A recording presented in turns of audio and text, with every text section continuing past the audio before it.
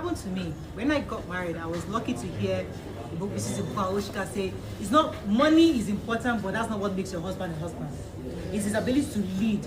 My husband is a man's man. When we started, he didn't have a job. The first few years, I was doing everything. But you would never know. Not because of what I did, it was because of how he carried himself. Before I go out, he'll pray for me.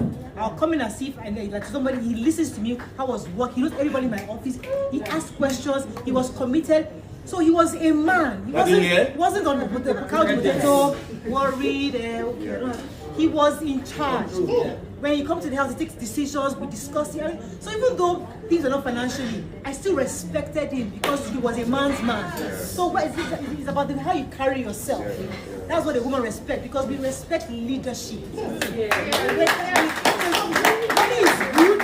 Money is good, but that leadership ability, it's important to us. So I think I'm so happy. You know why? A lot of times when we talk about this, people think you're probably just taking a side because you want men to like you and all that. But the truth remains that the world is beyond just what we see. We all look good on suits. Nobody really knows what we're going through behind closed doors. And so that's the reality I want people to always take back. When you go back home and you and your husband are discussing how bad things are, it's not you against each other. It's both of you against a problem. That's why I have a major issue with people that say he must have this, she must have that. It is two of us against the world.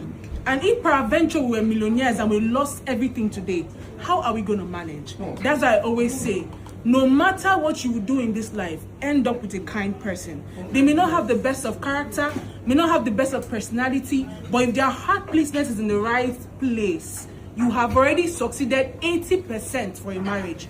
Because when the chips are down, the person that will stay with you is not the person that has the best character. It's the person that has the best heart.